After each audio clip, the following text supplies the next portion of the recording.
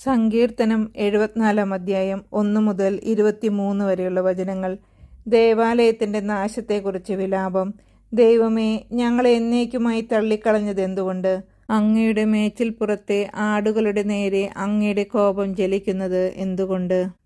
അങ്ങ് പണ്ടേ തിരഞ്ഞെടുത്ത ജനത്തെ, അങ്ങ് വീണ്ടെടുത്ത് അവകാശമാക്കിയ ഗോത്രത്തെ ഓർക്കണമേ. അവിടുന്ന് വസിച്ചിരുന്ന സിയോൻ മലയെ സ്മരിക്കണമേ.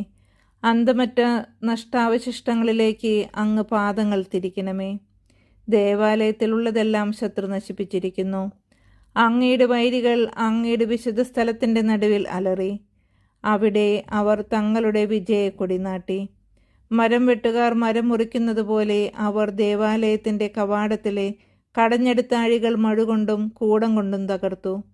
അങ്ങയുടെ ആലയത്തിന് അവർ തീവച്ചു. അങ്ങയുടെ നാമം വസിക്കുന്ന ശ്രീകോവിൽ അവർ ഇടിച്ചു നിരത്തി അശുദ്ധമാക്കി.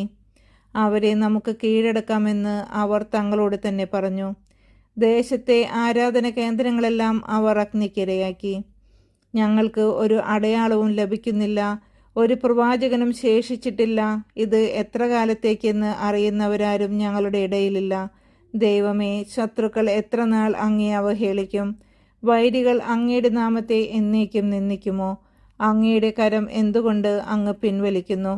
അങ്ങയുടെ വലത്ത് കൈ എന്തുകൊണ്ട് അടക്കി വച്ചിരിക്കുന്നു? എങ്കിലും ദൈവമേ, ആദ്യം മുതലേ അങ്ങ് എൻ്റെ രാജാവാണ്. ഭൂമിയിലെങ്ങും അവിടുന്ന് രക്ഷപ്രദാനം ചെയ്യുന്നു. ശക്തിയാൽ അങ്ങ് കടലിനെ വിഭജിച്ചു. സമുദ്രത്തിലെ ഭീകര സത്വങ്ങളുടെ തല പിളർന്നു.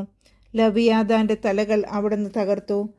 അതിനെ മരുഭൂമിയിലെ ജന്തുക്കൾക്ക് ആഹാരമായി കൊടുത്തു. അങ്ങ് ഉറവകളും നീർച്ചാലുകളും തുറന്നുവിട്ടു. എന്നും ഒഴുകിക്കൊണ്ടിരുന്ന നദികളെ അങ്ങ് വറ്റിച്ചു.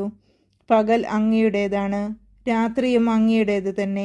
അവിടുന്ന് ജ്യോതിസ്സുകളെയും സൂര്യനെയും സ്ഥാപിച്ചു. അങ്ങ് ഭൂമിക്ക് അതിരുകൾ നിശ്ചയിച്ചു. അങ്ങ് ഗ്രീഷ്മവും ഹേമന്തവും സൃഷ്ടിച്ചു. കർത്താവെ, ശത്രു എങ്ങനെ അവിടുത്തെ നാമത്തെ അധിക്ഷേപിക്കുകയും അധർമ്മികൾ എങ്ങനെ അതിനെ നിന്ദിക്കുകയും ചെയ്യുന്നുവെന്ന് ഓർക്കണമേ. അങ്ങയുടെ പ്രാവിൻ്റെ ജീവനെ വന്യമൃഗത്തിന് വിട്ടുകൊടുക്കരുതേ. അങ്ങയുടെ ദരിദ്രരുടെ ജീവനെ എന്നേക്കും മറക്കരുതേ. അങ്ങയുടെ ഉടമ്പടിയെ പരിഗണിക്കണമേ. ഭൂമിയുടെ ഇരുണ്ട ഇടങ്ങളിൽ അക്രമം കുടിയിരിക്കുന്നു. മർദ്ദിതർ ലജ്ജിതരാകാൻ സമ്മതിക്കരുതേ. ദരിദ്രരും അഗതികളും അങ്ങയുടെ നാമം പ്രകീർത്തിക്കട്ടെ. ദൈവമേ, ഉണർന്ന് അങ്ങയുടെ ന്യായം വാദിച്ചുറപ്പിക്കണമേ. ദുഷ്ടർ എങ്ങനെ അങ്ങയെ നിരന്തരം അധിക്ഷേപിക്കുന്നുവെന്ന് ഓർക്കണമേ. അങ്ങയുടെ ശത്രുക്കളുടെ ആരവം, അങ്ങയുടെ വൈരികളുടെ തുടർച്ചയായ അട്ടഹാസം മറക്കരുതേ.